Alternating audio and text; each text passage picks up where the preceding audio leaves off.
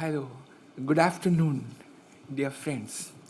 We have His Excellency, the Ambassador of Finland to India, Kimmo Ledivata, and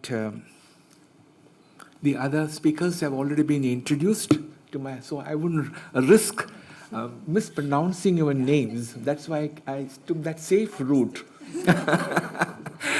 It is very difficult to pronounce these names, but then we found, a totally different type of approach. The joy of learning is what I found the hallmark of a Finnish education system.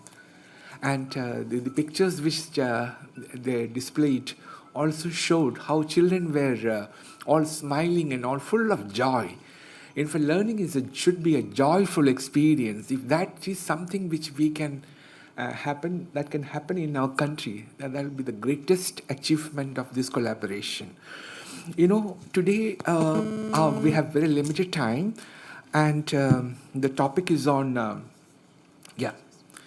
topic is on our research in Kerala. I have 2 points to make. I have had some long experience in government, both in the government of Kerala and in the government of India. And what I've noticed especially in my state, that's Kerala, is that the research, the so-called research that is taking place in our universities, have no relevance to our present-day problems. So, like a little while ago, Professor Khadar, in his remarks, mentioned that the research in Finland is meaningfully connected to the local environment. So this is something that we need to copy. You see, if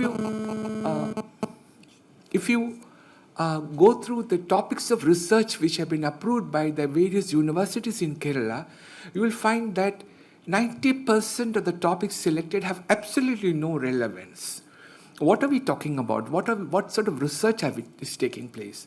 See, like I will tell you my own experience. I have a small piece of land where I had 21 coconut trees. They were all the old varieties of trees which will grow tall, and we found it very difficult to pluck coconuts. So finally, we thought, we should find a way out. So then we heard about these high-yielding varieties. So I went and I cut and removed all the 21 coconut trees and planted high-yielding varieties. And they said within 7 years it will produce coconuts and all that. And to my horror, I found that every other year there will be some kind of disease which is troubling my trees.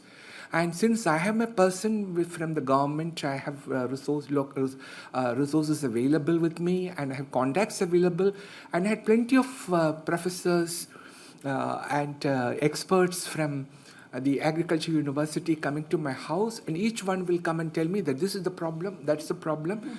And finally, today the truth is I'm left with only 3 coconut trees.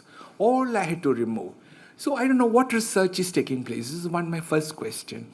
If it is not relevant to the problems which I face, this is the land of coconuts. It's no longer so. Tamil Nadu produces much more coconuts than Kerala. And so Kerala, the land of coconuts, that synonym that will not work anymore. So this is one problem.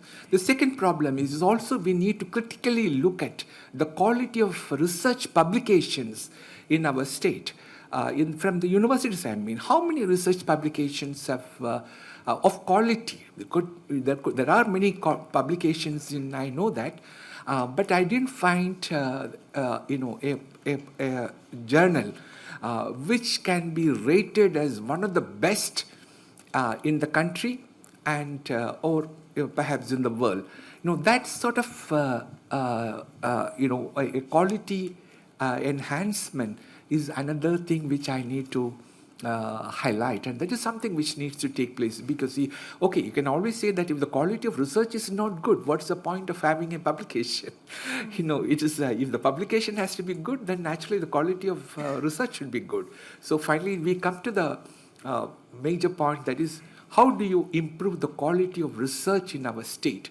and what are the lessons that we need to learn from Finland, and what all things we can collaborate. So this is a wonderful opportunity to discuss about it threadbare.